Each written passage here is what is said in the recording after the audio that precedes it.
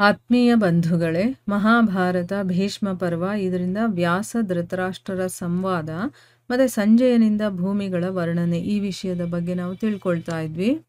ಹೋದ ಭಾಗದಲ್ಲಿ ಧೃತರಾಷ್ಟ್ರನಿಗೆ ವ್ಯಾಸರು ತುಂಬ ಬುದ್ಧಿಯನ್ನು ಹೇಳ್ತಾರೆ. ನಿನ್ನ ಮಕ್ಕಳಿಗೆ ಧರ್ಮದ ಒಂದು ಉಪದೇಶವನ್ನು ಮಾಡು, ಧರ್ಮ ಮಾರ್ಗದಲ್ಲಿ ನಡೆಯೋ ಥರ ಮಾಡು, ಅಧರ್ಮವನ್ನು ಮಾಡೋದಕ್ಕೆ ಬಿಡಬೇಡ, ನೀನಂತೂ ಬೇಕಾದಷ್ಟು ಮಾಡಿದ್ಯಾ ಅಂತಂದಾಗ ಧೃತರಾಷ್ಟ್ರ ನನ್ನ ಮಾತು ಅವ್ರು ಕೇಳೋದಿಲ್ಲ ಅಂತ ಹೇಳಿದಾಗ ವ್ಯಾಸರು ಆಯಿತು, ನಿನಗೇನಾದರೂ ಕೇಳಬೇಕಾದ್ರೆ ಕೇಳು, ನಾನು ಅದ್ರ ಬಗ್ಗೆ ಹೇಳ್ತೀನಿ ಅಂತಂದಾಗ ನನಗೆ ಯಾರು ವಿಜಯವನ್ನು ಪಡಿತಾರೋ ಅವ್ರಿಗಾಗುವಂಥ ಶುಭ ಶಕುನಗಳ ಬಗ್ಗೆ ಹೇಳಿ ಅಂತೆಲ್ಲ ಕೇಳ್ತಾನೆ.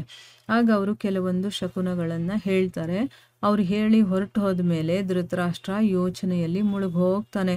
ಆಮೇಲೆ ಸಂಜಯನಿಗೆ ಕೇಳ್ತಾನೆ, ಈಗ ರಾಜರು ಇಷ್ಟೆಲ್ಲ ಹೊಡೆದಾಡಿ ಕಾದಾಡಿ ಈ ಒಂದು ಭೂಮಿಯ ಲೋಭಕ್ಕೋಸ್ಕರ ಜೀವನದ ಮೋಹವನ್ನೇ ಬಿಟ್ಬಿಡ್ತಾರೆ, ತಮ್ಮ ಜೀವನವನ್ನು ಲೆಕ್ಕಿಸೋದಿಲ್ಲ, ಆದರೆ ಭೂಮಿ ಬೇಕು ಅವರಿಗೆ. ಆ ರೀತಿ ಅವ್ರು ಕಿತ್ತಾಡ್ತಾರಲ್ಲ, ಅಂದರೆ ಎಲ್ಲರೂ ಒಬ್ಬರನ್ನೊಬ್ಬರು ಶಸ್ತ್ರಗಳಿಂದ ಹೊಡೆದು ಹತ್ಯೆ ಮಾಡಿ ಎಲ್ಲ ಯಮಲೋಕಕ್ಕೆ ಹೋಗ್ತಾರಲ್ವಾ. ಆಮೇಲೆ ಶಾಂತಿ ಅನ್ನೋದು ಇರೋದಿಲ್ಲ ಅವರಿಗೆ. ಇಷ್ಟೆಲ್ಲ ಮಾಡ್ತಾರೆ ಅಂತಂದರೆ ಈ ಭೂಮಿಯಲ್ಲಿ ಅಂಥ ಏನೋ ಒಂದು ಗುಣ ಇರಬೇಕು ಅನಿಸುತ್ತೆ. ಅದಕ್ಕೆ ಈ ನರಸಂಹಾರ ಆಗೋದು. ಅದಕ್ಕೋಸ್ಕರ ನೀನು ನನಗೆ ಈ ಪೃಥ್ವಿಯ ವರ್ಣನೆಯನ್ನು ಮಾಡು ಅಂತಂದ್ಬಿಟ್ಟು ಕೇಳ್ಕೊಳ್ತಾರೆ. ಅದಕ್ಕೆ ಸಂಜಯ ಹೇಳ್ತಾನೆ, ಭರತ ಶ್ರೇಷ್ಠನೇ, ನಿಮಗೆ ನಮಸ್ಕಾರಗಳು. ಅಂದರೆ ಮೊದಲು ಇಲ್ಲಿ ರಾಜನಿಗೆ ಗೌರವವನ್ನು ಸಲ್ಲಿಸ್ತಾ ಇದ್ದಾನೆ. ನಿಮಗೆ ನಮಸ್ಕಾರಗಳು, ನಾನು ನಿಮ್ಮ ಆಜ್ಞೆಯ ಅನುಸಾರ, ಅಂದರೆ ನೀವು ಇವಾಗ ಕೇಳ್ತಾ ಇದ್ದೀರಾ, ಆಜ್ಞೆ ಕೊಡ್ತಾ ಇದ್ದಾರೆ, ಹೇಳ್ತೀಯಾ ಅಂತ ಕೇಳಲಿಲ್ಲ, ನೀನು ನನಗೆ ವರ್ಣನೆ ಮಾಡು ಅಂತ ಹೇಳಿದಾರಲ್ವಾ. ಸೊ ಅದಕ್ಕೋಸ್ಕರನೇ ನೀವು ಹೇಳ್ತಾ ಇರೋದ್ರಿಂದ ಈ ಪೃಥ್ವಿಯ ಗುಣಗಳ ವರ್ಣನೆಯನ್ನು ನಾನು ಈಗ ಮಾಡ್ತೀನಿ, ಗಮನವಿಟ್ಟು ಕೇಳಿ ಅಂತ ಹೇಳ್ತಾ ಇದ್ದಾರೆ. ನೋಡಿ, ಯಾರಾದರೂ ಏನಾದರೂ ಹೇಳೋದಕ್ಕೆ ಶುರು ಮಾಡೋಕ್ಕೆ ಮುಂಚೆ ಎಲ್ಲರೂ ಅಷ್ಟೇ ಗಮನವಿಟ್ಟು ಕೇಳಿ ಅಂತಲೇ ಹೇಳ್ತಾರೆ. ಯಾಕೆ ಅಂತಂದರೆ ತುಂಬ ಗಹನವಾದಂಥ ವಿಷಯಗಳು ಇವೆಲ್ಲನೂ. ನಾವು ಎಲ್ಲೋ ಮನಸ್ಸನ್ನು ಇಟ್ಕೊಂಡು ಇಲ್ಲಿ ಕೇಳೋದಕ್ಕೆ ಸಾಧ್ಯನೇ ಇಲ್ಲ. ಅದಕ್ಕೆ ನಾವು ಕೇಳಬೇಕಾದ್ರೆ ನಮ್ಮ ಮೈಯೆಲ್ಲ ಕಿವಿಯಾಗಿರಬೇಕು, ನೋಡಬೇಕಾದ್ರೆ ಮೈಯೆಲ್ಲ ಕಣ್ಣಾಗಿರಬೇಕು, ಆಯಿತಾ. ಈಗ ನಮ್ಮ ಮೈಯೆಲ್ಲ ಕಿವಿಯಾಗಿ ನಾವು ಕೇಳಿಸ್ಕೋಬೇಕು. ಆಮೇಲೆ ನಮ್ಮ ಗಮನ ಅದೇ ಕಡೆ ಇರಬೇಕು. ನಾವು ಅವ್ರು ಏನು ಹೇಳ್ತಾ ಇದ್ದಾರೋ ಆ ವಿಷಯ ಮಾತ್ರ ನಮಗೆ ಕೇಳಿಸ್ತಾ ಇರಬೇಕು. ಅಷ್ಟು ಕಾನ್ಸಂಟ್ರೇಷನ್ ಕೊಟ್ಟು ಇದನ್ನು ಕೇಳಬೇಕು. ಕೆಲವರು ಏನು ಮಾಡ್ತಾರೆ ಅಂತಂದರೆ ಟೈಮ್ ಇರೋದಿಲ್ಲ ಅಂತಂದ್ಬಿಟ್ಟು ಕೆಲಸ ಮಾಡ್ತಾ ಮಾಡ್ತಾ ಕೇಳ್ತಾರೆ. ನಮ್ಮ ಮನಸ್ಸು ಯಾವತ್ತೂ ಒಂದೇ ಕೆಲಸ ಮಾಡೋದು ಅಲ್ವಾ. ಅದು ಕೆಲಸದ ಕಡೆ ಕಾನ್ಸಂಟ್ರೇಟ್ ಮಾಡಬೇಕು, ಇಲ್ಲ ಅಂತಂದರೆ ನಾವು ಕೇಳೋದ್ರ ಕಡೆ ಕಾನ್ಸಂಟ್ರೇಟ್ ಮಾಡಬೇಕು. ಈಗ ಹಾಡು ಕೇಳಿದಾಗಲ್ಲ ಇದು. ಅದಕ್ಕೆ ಇದರಲ್ಲಿ ಬೇಕಾದಷ್ಟು ತತ್ವಗಳನ್ನು ನಾವು ಕಲಿಬೇಕಾಗಿರುತ್ತೆ, ತಿಳ್ಕೊಬೇಕಾಗಿರುತ್ತೆ. ಅದಕ್ಕೆ ಗಮನ ಕೊಟ್ಟು ಕೇಳಿದಾಗ ಮಾತ್ರ ಅವೆಲ್ಲ ನಮ್ಗೆ ಅರ್ಥ ಆಗುತ್ತೆ. ಇಲ್ಲಾಂದರೆ ಕತೆ ಅರ್ಥ ಆಗುತ್ತೆ, ಇಲ್ಲ ಅಂತಲ್ಲ, ಬಟ್ ಅದರಲ್ಲಿರುವಂಥ ಸೂಕ್ಷ್ಮತೆಗಳು ನಮಗೆ ಗೊತ್ತಾಗಬೇಕು ಅಂತಂದರೆ ಗಮನ ಈ ಕಡೆನೇ ಇರಬೇಕು. ಅದಕ್ಕೆ ಮಾತ್ರ ಟೈಮ್ ಕೊಟ್ಟು ಕೇಳ್ತೀವಲ್ವ, ಅದು ಸರಿಯಾದ ರೀತಿ. ಇಲ್ಲಿ ಗಮನವಿಟ್ಟು ಕೇಳಿ ಅಂತ ಹೇಳಿ ಅವನು ಈಗ ಪೃಥ್ವಿಯ ವರ್ಣನೆಯನ್ನು ಮಾಡೋದಕ್ಕೆ ಶುರು ಮಾಡ್ತಾನೆ. ಈ ಪೃಥ್ವಿಯ ಮೇಲೆ 2 ರೀತಿಯ ಪ್ರಾಣಿಗಳಿವೆ, ಚರ ಮತ್ತು ಅಚರ ಅನ್ನುವಂಥದ್ದು. ಈ ಚರ ಅನ್ನುವಂಥ ಪ್ರಾಣಿಗಳಲ್ಲಿ 3 ಭೇದಗಳಿದೆ, 3 ಥರ ಜೀವಿಗಳಿದೆ. ಏನು? ಅಂಡಜ ಅಂದರೆ ಮೊಟ್ಟೆಯಿಂದ ಉತ್ಪತ್ತಿಯಾಗುವಂಥದ್ದು, ಸ್ವೇದಜ ಅಂತಂದರೆ ಈ ಬೆವರಿನಿಂದ ಉತ್ಪತ್ತಿಯಾಗುವಂಥದ್ದು, ಜರಾಯುಜ ಅಂತಂದರೆ ನಮ್ಮ ಹಾಗೆ ಮನುಷ್ಯರಿಂದ ಮನುಷ್ಯರ ಹಾಗೇನೆ ಹುಟ್ಟುವಂಥದ್ದು. ಈ ಮೂವರಲ್ಲಿ ಜರಾಯುಜರು ಶ್ರೇಷ್ಠ. ಆಮೇಲೆ ಜರಾಯುಜರು ಶ್ರೇಷ್ಠ ಏನು?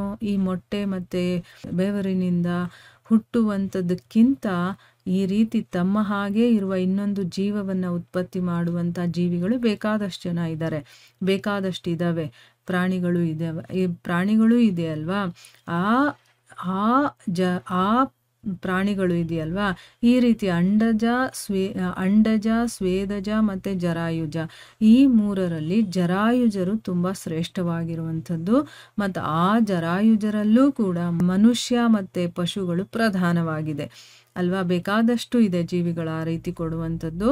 ಆದರೆ ಅದರಲ್ಲಿ ಮನುಷ್ಯ ಮತ್ತು ಪಶುಗಳು ಪ್ರಧಾನವಾಗಿ ಇರುವಂಥದ್ದೇ. ಇವುಗಳಲ್ಲಿ ಕೆಲವು ಗ್ರಾಮವಾಸಿಗಳು ಅಂದರೆ ನಗರಗಳಲ್ಲಿ, ಅಂದರೆ ಊರುಗಳಲ್ಲಿ ಜನಗಳ ಮಧ್ಯೆ ಆ ರೀತಿ ಇರ್ತಾರೆ. ಇನ್ನೂ ಕೆಲವರು ವನವಾಸಿಗಳು ಅಂದರೆ ಕಾಡುಗಳಲ್ಲಿ ವಾಸ ಮಾಡುವಂಥ ಮನುಷ್ಯರಾಗಿರ್ಬೋದು, ಪಶುಗಳು ಪ್ರಾಣಿಗಳಾಗಿರ್ಬೋದು, ಎರಡು ಕಡೆ ವಾಸ ಮಾಡುವಂಥವ್ರು ಇರ್ತಾರೆ. ಗ್ರಾಮವಾಸಿಗಳಲ್ಲಿ ಮನುಷ್ಯ ಶ್ರೇಷ್ಠ. ಬೇರೆ ಬೇರೆ ಪ್ರಾಣಿಗಳೆಲ್ಲ ಇದೆ, ಆದರೆ ಅದರಲ್ಲಿ ಮನುಷ್ಯ ಶ್ರೇಷ್ಠವಾಗಿದ್ದಾನೆ. ವನವಾಸಿಗಳಲ್ಲಿ ಸಿಂಹ ಶ್ರೇಷ್ಠವಾಗಿರುವಂಥದ್ದು. ಅಚರ ಅಥವಾ ಸ್ಥಾವರಗಳನ್ನು ಉದ್ಭಿಜರು ಅಂತಲೂ ಕರೀತಾರೆ. ಇವರದ್ದು ಕೂಡ 5 ಜಾತಿಗಳಿದೆ. ಏನು ಅಂತಂದರೆ ವೃಕ್ಷ, ಗುಲ್ಮ, ಲತಾ, ವಲ್ಲಿ, ತ್ವಕ್ಸಾರ ಇವೆಲ್ಲವೂ ಕೂಡ ತೃಣಜಾತಿಯ ಅಂತರ್ಗತದಲ್ಲಿದೆ. ಅಂದರೆ ಹುಲ್ಲು ಇಂಥದ್ದೆಲ್ಲ ಬರುತ್ತಲ್ಲ, ಆ ಜಾತಿಗೆ ಸೇರಿರುವಂಥದ್ದು. ಈ ರೀತಿ ಚರ ಅಚರ ಇದ್ರ ಬಗ್ಗೆ ಇಲ್ಲಿ ವರ್ಣನೆ ಮಾಡಿ ಹೇಳ್ದ. ಈ ಸಂಪೂರ್ಣ ಜಗತ್ತು ಕೂಡ ಈ ಪೃಥ್ವಿಯ ಮೇಲೆ ಉತ್ಪನ್ನವಾಗುತ್ತೆ ಮತ್ತು ಇದರಲ್ಲೇ ನಷ್ಟವಾಗುತ್ತೆ ಅಲ್ವಾ?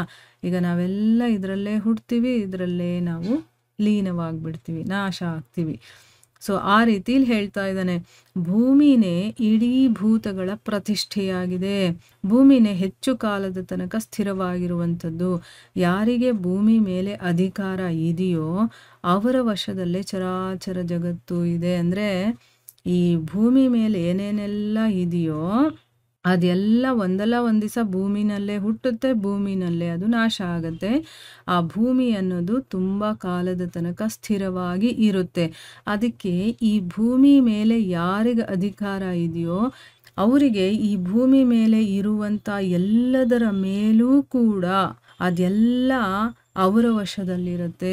ಅದು ಪ್ರಾಣಿ, ಪಕ್ಷಿ, ಯಾವುದೇ ಒಂದು ಲೋಹ ಏನೇ ಆಗಿರಬಹುದು, ಎಲ್ಲವೂ ಕೂಡ ಅವರ ವಶದಲ್ಲಿರುತ್ತೆ. ಅದಕ್ಕೋಸ್ಕರನೇ ಈ ಭೂಮಿಯಲ್ಲಿ ಅತ್ಯಂತ ಲೋಭವನ್ನು ಇಟ್ಕೊಂಡು ಎಲ್ಲ ಜನರು ಕೂಡ ಒಬ್ಬರು ಇನ್ನೊಬ್ಬರ ಪ್ರಾಣಘಾತವನ್ನು ಮಾಡ್ತಾರೆ.